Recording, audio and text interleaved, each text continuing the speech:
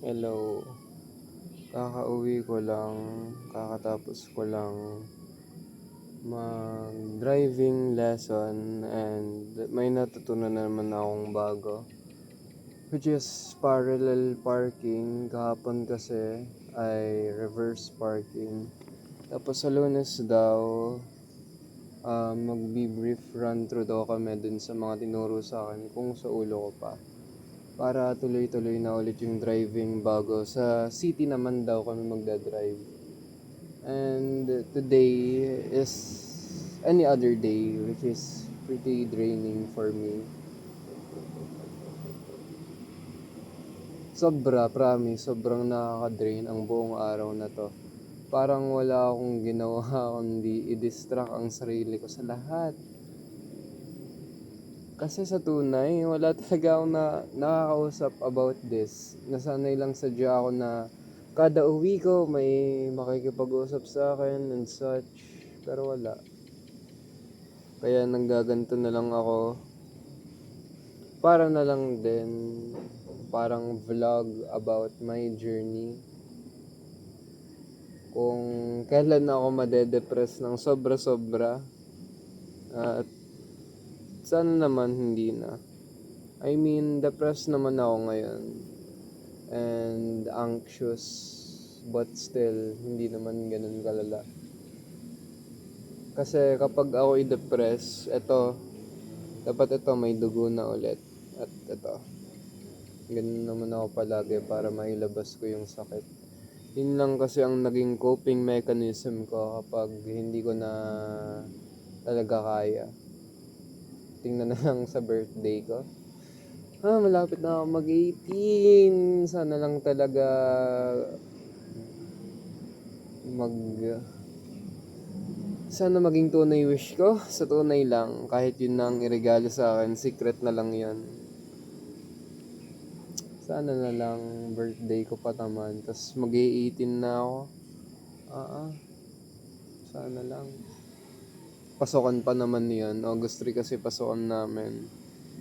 Kaya yun nga, katulad ng sabi ko kahapon, sinasanay ko sarili ko sa alarm. Pero bukas mag-alarm ako para maaga ako makapag-exercise. Mga 5:30 ang alarm ko, simula ng 5:40 yata or mga 5:50. Kapag hindi ako napagising ng maaga sa alarm. At hindi ako naglaro ha. Magpapahinga muna ako ngayon dahil nga wala ako sa mood mag-basketball. At wala din ditong ilaw. Ang ginamit ko lang ay ang flashlight ng cellphone ko. Madilim dito, promise. Sayang lang at hindi ko mapipindot yung flashlight. Papakita ko sana. Pero madilim talaga dito. Usually kasi yun yung aking coping mechanism. Parang ito lang, kinakausap ko sarili ko. Para malibang-libang. Para makwento ko naman sa video na to ang mga nagawa ko ngayon or yung mga mali kong ginawa. At magkwento. Dahil nga hindi ako sanay sa ibang tao magkwento.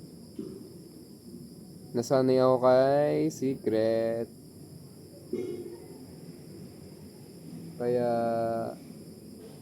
hindi ako nagkikwento masyado sa mga kaibigan ko sa tunay lang. Parang wala akong kinikwento sa kanila.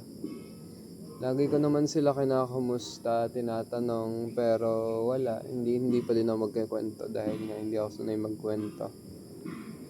Kanina din, pagkatapos ng aking driving lesson, yun kasi ay 4 to 6. Nung 6 na, or pagkatapos ng aming driving lesson, or ang aking driving lesson, nagpababa ako sa may SM. Gagala lang, syempre, titingnan kong bibili ng pagkain dahil wala pa akong kain kanina pa eh. Ang natandaan ko lang, may pagkain na binili ang mame. Ang dinecide ko, bibili na lang akong merienda dun sa SM kanina. Tapos parang mga 18 minutes dun, wala. parang ka-boring gumala, ka-boring din kumain ng merienda ng mag-isa. Nasanay na din yung may kasama. Pero walang magagawa. Kaya nung 18 minutes na yun, hindi na ako kumain ng merienda. Umuwi na lang ako. Dahil nga nakakalungkot din maging mag-isa. Ngayon ko lang na-realize. Wala naman din akong may imbitang kaibigan. Pero dati hindi nakakalungkot Kahit mag-isa lang ako nagala, hindi ako naboboringan. Kasi syempre meron ako noon. Ngayon unsure kaya mahirap din sabihin. Kaya napaka-boring kanina ng gala ko. 18 minutes naghanap ako ng makakain. Wala din. Sinahayang ko lang ang pagbaba ko doon. Di pagkatapos ng 18 minutes na yun ako umuwi na. Yun naman din ginagawa ko kapag ako'y naboboringan. Titingnan na lang din bukas kung kami ay gagala ng mami sa outlets. Ipapagawa ko sa AirPods niya. Kaya lang daw hindi kami nakakapunta dahil nawawala AirPods niya. Hindi niya alam kung saan nilagay.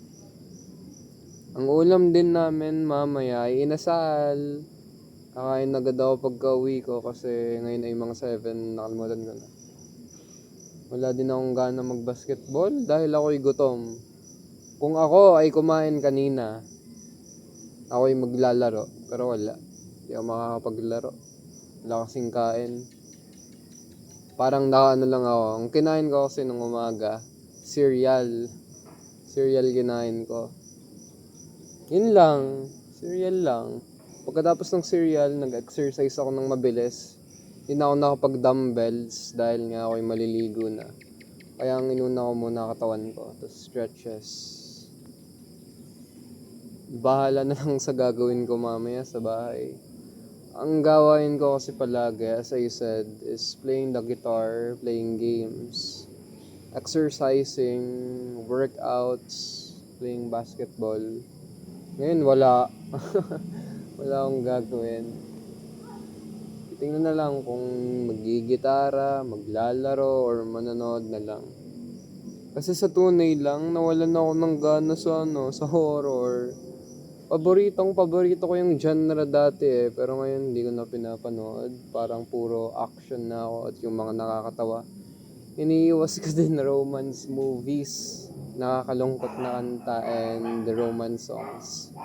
Lahat yon iniiwasan ko. Grabe.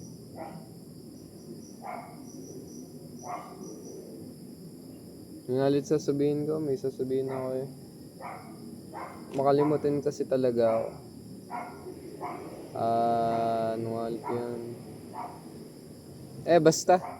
Bahala na lang sasabihin ko at nakalimutan ko na. Nag-iipon din ako ng pera ngayon para lang sa sasakyan or gift sa sarili ko sa August 7. Kung hindi natupad yung aking wish, bahala na. Katulad ng sinabi ko kanina, bahala na. Kung hindi natupad, hindi ko nabibilhan ng sarili ko ng regalo. Yun lang kasi talaga wish ko. Hindi ko yun sasabihin dahil wish nga. Pero kung may makakahalata, edi nice one na lang. Ano din kami, gagala kami ng kaibigan ko sa 27, first day of school niya. Tapos sa August 3 naman, or August 2, manood naman kami ng pinsan ko ng Spider-Man. Hali kasi ako sa Marvel. Ay, yun, natanda ko na sasabihin ko.